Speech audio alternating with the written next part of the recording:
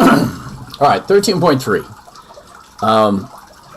We are going to be analyzing a graph of f of x equals e to the x. And I'm going to let you know, this book does it a little different than most books. And it kind of introduces e as just a number with a very, very brief run of what it is. I'm trying to explain it more. I do have a video somewhere on here where I talk about e in more detail, and I'll try to find that and kind of group it with these videos for those of you that are super curious. What you're seeing right here is a formula for compound interest. This really is going to be super brief.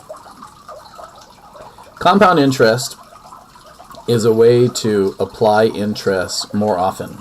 And the formula allows you to, as long as you put the same number here and here, I can combine interest twice a year, for instance, over a time period, 10 times a year, 12 times a year. It doesn't have to be a year, but it allows you to give a smaller amount of interest, right, multiple times. So, just just so you know, like this one right here, I'm going to put a number out front. If I started with 1 and I gave myself 1 plus 1, forget the x there for right now, that would be 2, or right? That would be 1 plus 1 is 2. So 100% additional interest. Because it would be this. Let me write it. F of x equals 1 times 2 to the x power. And that's without compounding, right? That means every year my money would double. 1 plus 1. Don't worry about the x's. All right. Well, they're saying, hey, we can do compound interest by making those x's in there and saying, hey, you know what? What if it happens twice a year? What if I replace that with 2 times a year, right? Well, now instead of going you're not going to add 100% interest, right? You're going to add 50% interest twice, right? That would actually be 1.5, but you're going to do it twice. And as you can see, as you go through this, right? As we go through this, that we're adding smaller and smaller amounts over, more often, all right? So if all I do is give you 100% interest on your buck, right? At the end of the year, you're going to have $2. But look what happens when I break that up into smaller pieces. What you get is, 10% interest, 10 times a year. And because your interest is earning interest, and I'm going to post a video to kind of explain this, you're getting more, right? And it seems that every time I break it into smaller bits, this would be, right? This would be 1% interest 100 times, right? Or 0.1% of interest, but you're doing it 1,000 times.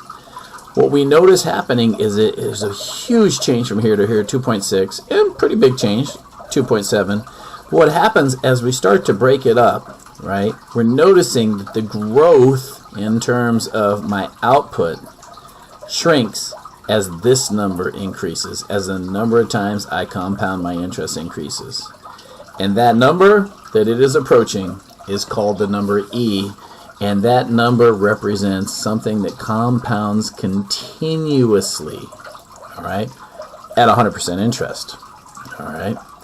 So, as the value of x increases without bound, we approach as a decimal number, and that's the decimal number, a good approximation.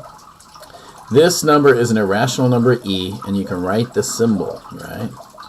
So we could say, hey, as f approaches infinity, we notice this approaches e. All right. If you graph f of x in a horizontal line y equals e, you can see it's just a number, right? Roughly 2.71, right? That's more like 2.72-ish. There's 3, and that would be a horizontal line. And we can see if we graph f of x equals, right? F of x equals this number up here, right? E. It's going to make that line, and our other line. This is our original graph, right? Our other line starts to approach that. F of x equals 1 plus 1 over x to the x. These two graphs eventually get so close together they're the same number. All right. So let's go ahead and fill out this paper. We're gonna pretend we're graphing f of x, and now we have a base of e, right? we have a new parent graph. It's not a whole lot different than having a base of 2 or a base of 10 like we did on 13.1. In fact, it's very similar in that when you have an exponent of 0, we still have that common reference point, right? 0, 1. As I go over, we could put this in your calculator. E is in your calculator. I didn't bring a calculator home with me, but there's 2 spots, and I'll show you in class. When I plug in 1, E pops out, which is about 2.178. Or sorry, 718.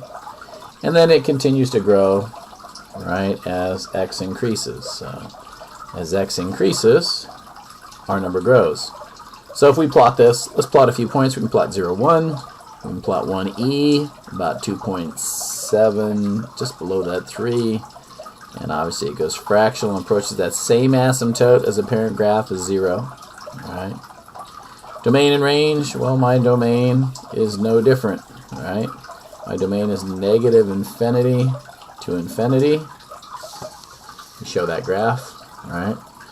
My range is from 0 to infinity.